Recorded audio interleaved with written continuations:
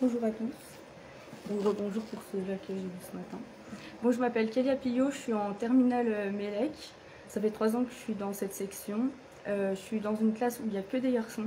Il n'y a aucune fille, je suis la seule et tout. L'année prochaine, je souhaite faire un BTS maintenance des systèmes en alternance normalement avec Safran. Après, si je ne fais pas en alternance, je ferai en initiale en maintenance des systèmes. Nous, comme poursuite d'études, on peut faire plein de choses, mais la plupart, c'est maintenance des systèmes et électrotechnique. C'est un peu plus dans nos domaines. Nous, dans notre section, on fait du câblage, élec, bâtiment comme industriel. Le bâtiment serait plus des prises, des RJ45, prises TV, et en industriel, ce serait plus des pupitres industriels et tout. Pour information, pour ceux-là qui souhaitent faire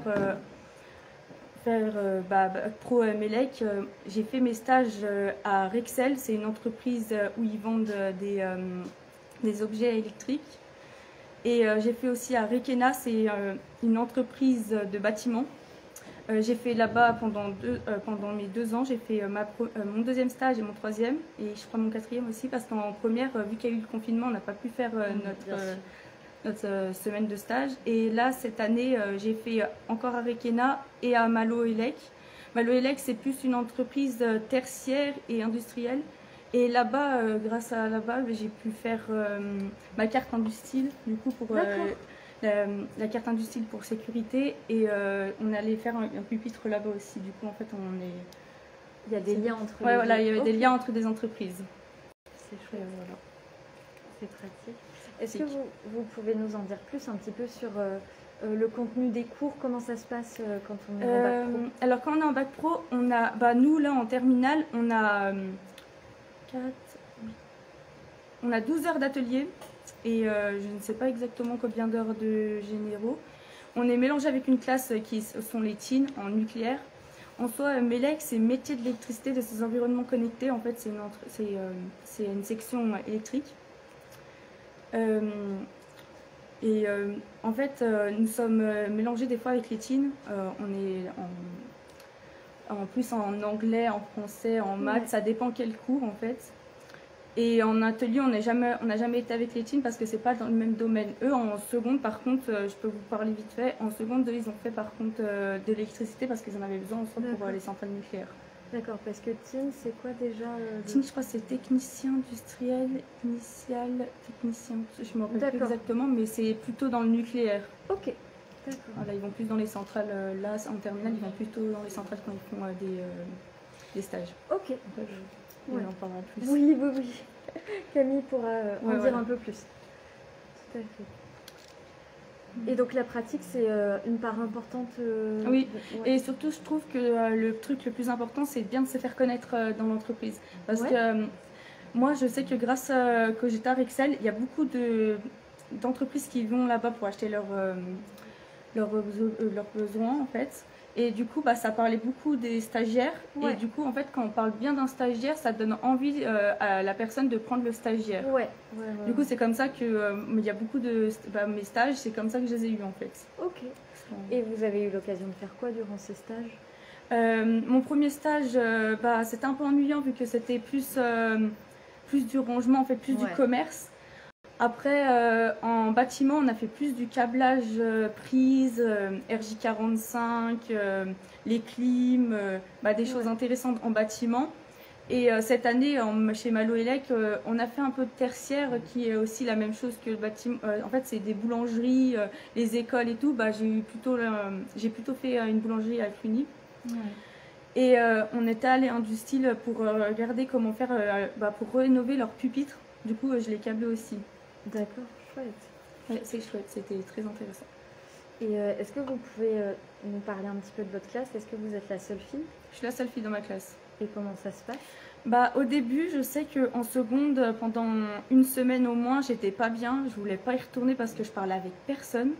Et du coup, maintenant, je parle avec toute ma classe. On s'entend tous bien. Bon, des fois, il y a des petits engueulades, mais c'est logique dans une classe. On peut pas tous s'aimer. Après, je dis que j'aime bien tous les gars de ma classe. Je m'entends bien avec eux. Mais il y en a certains, c'est très compliqué de s'entendre avec eux. On peut pas s'entendre. Voilà, on peut pas s'entendre avec tout le monde. Et comment est-ce que vous avez découvert ce bac pro? Qui c'est qui vous en a parlé? Ce bac pro, je l'ai découvert parce qu'à la base, je devais partir en SST à Charolles. Mais en fait, quand mes parents m'ont emmené là-bas, ça me plaisait pas. En fait, déjà, l'endroit, pour moi, c'était bizarre. Ouais. Et SSP, de me dire que je me retrouverais que dans une classe que de filles, je voyais que ça allait pas m'intéresser et tout. Du coup, ma mère, elle a fait pied et main pour appeler le lycée Longblum pour prendre dans une autre section de bac pro. J'avais ce choix entre mode, Mélec ou Teen. Et dans tous les cas, alors je me retrouvais dans la même classe que je suis, parce que mode, ça m'intéressait pas trop, parce que je suis pas trop soucieuse dans les coutures et tout, j'aime pas trop ça et tout. Du coup, je suis allée en Mélec, et du coup, je me suis rendu compte que j'aimais beaucoup ça en fait. C'était un métier qui était fait pour moi. Du coup, j'ai bien aimé. Trop chouette, la découverte. C'est ça, c'était la découverte, j'ai vraiment kiffé. Ouais. Et qu'est-ce qui vous plaît justement Ce qui me plaît, c'est déjà l'ambiance de la classe. En soi, elle est cool, je trouve. Et surtout, c'est que le câblage, en fait. J'aime bien câbler, j'aime bien faire du dépannage, tout. C'est pour ça que l'année prochaine, je vais en maintenance des systèmes, que je continue en soi dans cette section-là, parce que ça m'a beaucoup plu, en fait. Ouais. C'est quoi justement les perspectives d'après bac pro Mélec? Qu'est-ce qu'on peut faire après un bac pro Mélec? Après un bac pro Mélec, on peut faire un BTS électrotechnique, un BTS maintenance des systèmes. Après, il y a BTS Aéroclim. Après, il y a d'autres BTS, mais je m'en souviens plus trop, mais c'est plutôt ce genre de BTS qui se dirigerait plus dans notre section. Après, on peut prendre d'autres BTS qui ne sont pas hors de notre section. On peut aller en nucléaire, parce on peut y aller aussi. Ouais. Et après, les autres aussi, mais dans notre domaine, c'est plus ça. Et après, nucléaire, si on veut y aller, on peut y aller. Et de toute façon, on sera toujours à peu près dans notre section, mais ouais, en tout cas, c'est large et on peut aller, il y a plein de passerelles. Ouais, voilà, il y a plein de passerelles. Oui, il y a plein de passerelles, il n'y a aucun souci sur ça. D'accord. Et c'est quoi les métiers un peu type de cette filière-là? C'est plutôt électrique. En fait, on est plutôt les électriciens, en fait. D'accord, ok. Ouais. Je me demandais s'il y avait d'autres noms. D'accord. Et alors, selon vous, il faut quoi comme qualité? Il faut être minutieux, patient, pas s'énerver, réfléchir. Il faut vraiment réfléchir parce qu'il y a des choses, des fois, par exemple, je vais vous donner un exemple. J'étais en stage et tout, et on avait des LED, et on devait les programmer, et on n'avait aucune notice qui était pour savoir comment programmer. Du coup, on essayait de réfléchir et tout, et du coup, fallait réfléchir. Vraiment, pas s'énerver, pas... Ouais, il faut être vraiment méthodique et prendre pas par pas. Ok, d'accord.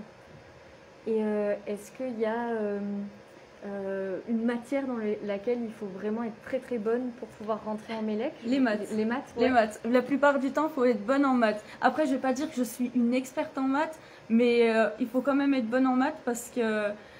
Surtout quand on fait des choses en atelier, ils ont beaucoup besoin de physique et de maths. C'est où la matière, je pense qu'il faut plus connaître. Après, ça commence à devenir aussi l'anglais parce qu'on commence à apprendre les notices en anglais. L'anglais, c'est très compliqué. Bon, je me suis totalement nulle en anglais. Je précise, je suis nulle en anglais. Mais on peut quand même y arriver. Oui, on peut quand même y arriver. On peut, je ne vais pas dire que j'ai une moyenne extraordinaire, mais je tourne vers 12-13, quoi. Même 14, ça dépend. Et ça suffit. Ça suffit légèrement. D'accord, ok. Voilà. Bon, bah parfait. Et est-ce que vous avez déjà une idée du métier de rêve que vous souhaiteriez exercer? Alors, mon métier de rêve, c'était pompier. Du coup, vu que je continue c'était pour ça que je faisais ce bac. Mais vu que je continue mes études et tout, après, à un moment, peut-être, normalement, je vais me remettre dans les pompiers. Ok, voilà. Trop chouette. Oui. D'accord. Et aussi, nous, on a une matière que je pense que vous ne connaissez pas, c'est études de construction. C'est tout ce qui est autour... Pour expliquer, on fait, c'est vraiment, on prend les cotes et tout. C'est ça à peu près l'étude de construction. Les choses très concrètes. Ouais, c'est très concret. Il faut avoir la vue de l'espace. Parce que je me rappelle, mon prof me disait ça, l'espace. Ouais, il faut se projeter dans l'espace. Ça fonctionne comment? C'est sur des plans, sur des cartes, sur un logiciel? Soit on fait sur un logiciel qui s'appelle... Oh, je ne me rappelle plus du prénom, parce que ça fait longtemps que on n'est pas retourné sur l'ordinateur. Mais en fait, on fait des constructions, soit on emboîte toutes les constructions ensemble, ou soit on fait juste un outil et tout. Après, on doit y faire à la main, genre on doit dessiner ses traits dessus. D'accord, ok. Oui.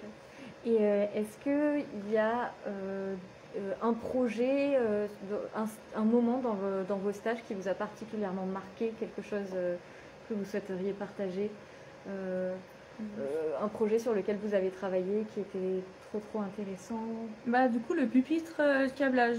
Ouais. En soi, ce qui était compliqué dans le pupitre de câblage, c'est que j'avais un côté où j'avais tous les plans électriques et un côté où j'avais rien du tout en fait. J'avais que les écritures où c'était écrit câblage relié et tout. J'avais que ça. Et du coup, bah, je me suis plutôt pas mal sortie. Trop chouette. Oui. Trop bien. Voilà. Après, je peux leur faire montrer. Je l'ai en photo, mon câblage. Tout à fait, avec grand plaisir. Comme ça.